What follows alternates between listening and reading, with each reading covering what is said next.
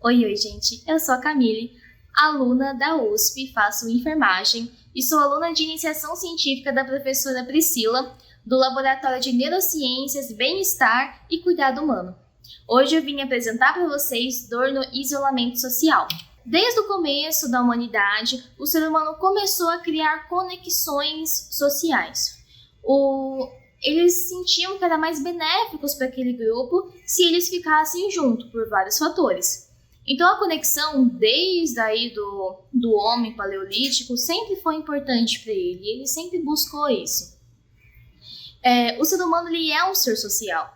Então ele anseia pelo contato e pelas interações sociais. Já a Covid acabou trazendo para a gente essa desconexão pelo isolamento social. O ser humano ele buscava as conexões por segurança, porque naquela época que o ser humano também era nômade, andar em conjunto era muito mais benéfico, porque várias pessoas conseguiam combater muito mais os perigos do que só uma. Também tinha os cuidados parentais, esses laços afetivos, a aquisição de alimentos, porque era mais fácil caçar quando era em grupo, e parceiros sexuais a fim de reprodução. E isso não é exclusivo apenas dos humanos. Vários animais também têm essa conexão, como elefantes, macacos, até a formiga. A formiga tem uma grande cooperação aí.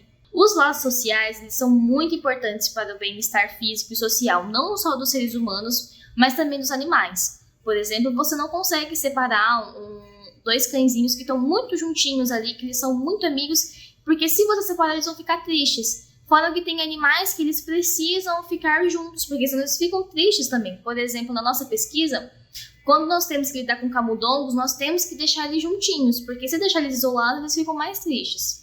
A dor, ela pode induzir o isolamento social, como por exemplo nessa pesquisa do isolamento social em mulheres com endometriose e dor pélvica crônica. Então, a dor, ela faz com que você queira ficar mais isolado. Então, vocês mesmos, quando vocês estão com dor, vocês querem ficar aí interagindo com todo mundo, saindo, ou vocês querem ficar mais no cantinho de vocês, na cama, mais sossegado?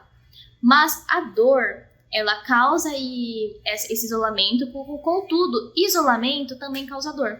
Então, acaba, para pessoas que têm essa dor crônica e tudo mais, acaba que isso pode acabar virando um efeito de bola de neve. Aí a pessoa precisa intervir de alguma maneira. Pesquisas apontam que uma pessoa que tem uma grande rede social, tem bastante pessoas para contar, ela tem essa tolerância à dor. Então, se você tem vários amigos, pode contar com seus familiares, você acaba tendo essa tolerância um pouco maior para essa dor social. A dor social, ela é uma dor que é definida como uma experiência desagradável. Ela está associada a um dano, a uma exclusão, a uma avaliação social negativa ou cancelamento, como a gente vê hoje em dia. E ela vem com medo do isolamento, do abandono. Essa pessoa que sofre de dor social, ela tem medo de ficar sozinha. Ela tem medo de ser abandonada. E isso acaba piorando cada vez mais. Durante a pandemia, nós tivemos que ficar isolados pelo bem da saúde. Infelizmente, não tinha outra maneira. E nós tivemos que adotar esse isolamento social para evitar que a Covid se propagasse ainda mais. Então, muitas pessoas tiveram que trabalhar em home office, não puderam mais voltar às escolas, tiveram aula em casa. Então, a maioria das funções eram feitas dentro de casa, no isolamento. Então, uma pessoa não podia ir lá visitar seus amigos, não podia visitar sua família. Então, quebrando as conexões e os laços, como eu falei para vocês, são muito importantes. Outro fator também durante a pandemia é o estresse. O estresse, ele é um grande causador aí de problemas, transtornos cognitivos. E durante a pandemia, teve muitos fatores estressantes, como economicamente, muitas pessoas perderam os empregos, muitas empresas fecharam, e também pelo medo da morte. O ser humano ele tem medo da morte. E teve dia, por exemplo, que morria 3,6 mil pessoas por dia, como está no gráfico aí. Em um dia, você liga a TV e descobre que no dia anterior tinha morrido 3,6 mil pessoas. Então, é um choque muito grande.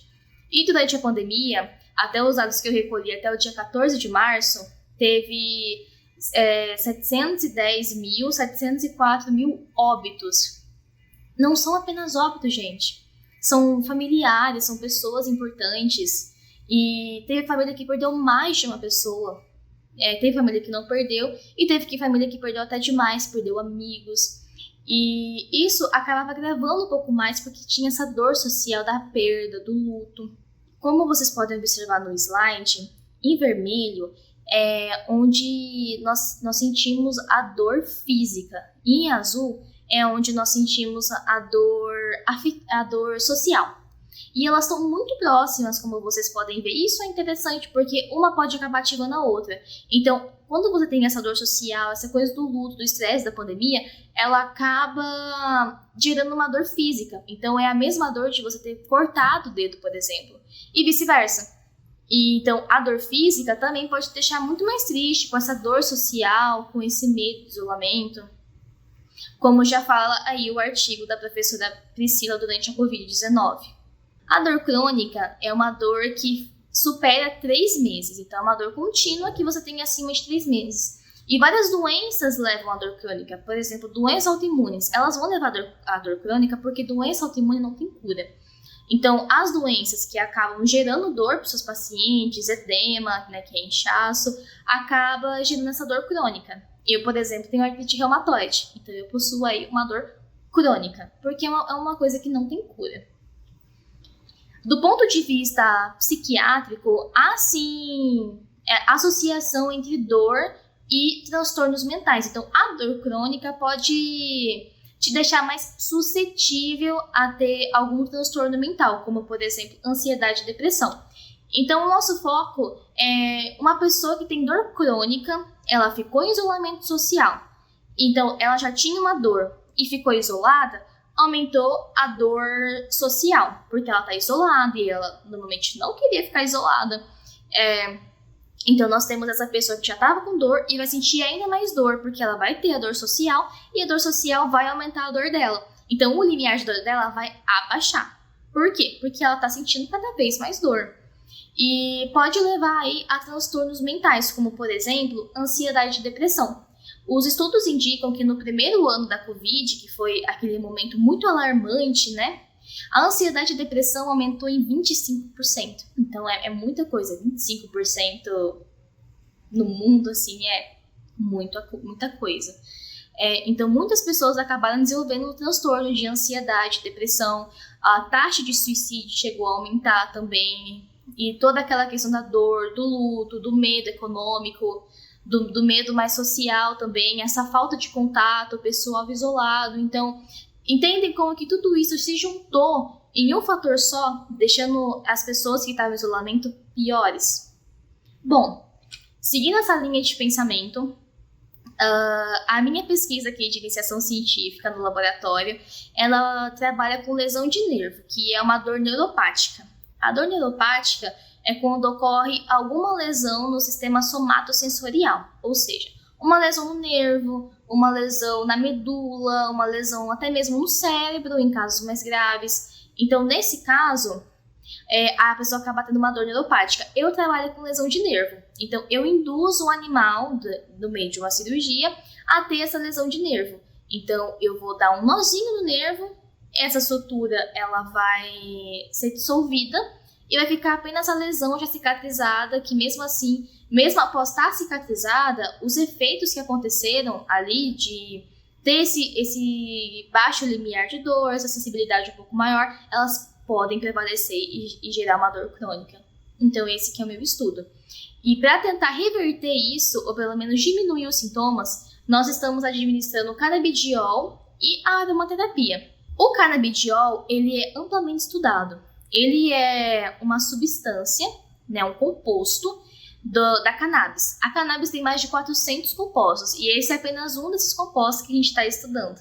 E o canabidiol está sendo bastante usado na pesquisa pelos seus resultados, pelo tratamento de desordens neurológicas e psiquiátricas. E o mecanismo dessa ação, de como acontece, ainda não está muito bem esclarecido. Falta ainda muitas pesquisas para a gente conseguir entender esse daí que pode ser um futuro medicamento para nós. E eu também utilizo a aromaterapia. Na minha pesquisa eu utilizo conjunto, utilizo separado. Eu ainda não tenho dados para mostrar para vocês, mas o que eu estou querendo ver aí é que se os dois funcionam melhor juntos, como é que vai ser isso daí. A aromaterapia que eu faço, eu utilizo o óleo essencial de lavanda. A literatura já nos indica que o óleo essencial de lavanda é muito interessante para analgesia, então para diminuir um pouco a dor. Então, a gente testa isso nos testes nociceptivos que nós fazemos nos animais. Eu testo 3 testes nociceptivos, que é o do frio. Então, eu coloco acetona na patinha do meu animal e vejo se ele reage. Como que ele reage a esse frio. Se ele já lambe a patinha imediatamente, se ele bate, ou então se ele não se importa. Também temos testes de calor, que é uma placa quente, que nós colocamos o animal, não queima o animal, gente, nós colocamos o animal para ver como é que ele reage ao quente, porque pode causar essa sensibilidade. Então, o animal que não tem essa lesão, ele normalmente não liga muito para aquela placa quente do que o animal que tem essa dor, que tem essa sensibilização. E também nós fazemos o teste de alodinia mecânica, que é um teste de dor mesmo, nós induzimos a dor no animal. Nós utilizamos esse aparatinho aqui, ele chama Von Frey, e ele possui alguns filamentos, tá vendo? Esse aqui é o filamento mais grosso que eu trouxe para mostrar para vocês, que nós utilizamos quando o rato realmente não tá sentindo muita dor. E nós encostamos na patinha do rato, esse aqui, ó, outro filamento. Nós encostamos na patinha do rato, é sempre uma patinha específica. Encostamos na patinha do rato para ver, e ele vai aumentando, os filamentos vão aumentando. E a gente vai testando para ver com qual filamento que ele se incomoda, para ver o limiar de dor. Esse aqui é de 300 gramas. Normalmente não chega nisso, só quando o rato é muito grande. Mas às vezes a gente começa com 10 e vai até os 100. Alguns animais que estão com dor e sem tratamento podem reagir com 15, 20, mas os ratos que não possuem dor ou os ratos com tratamento têm esse limiar um pouco maior e aí a gente consegue colocar isso. Bom, e por que o canabidiol? Como eu já falei, ela é uma droga que está sendo amplamente estudada e testada por vários cientistas do mundo inteiro.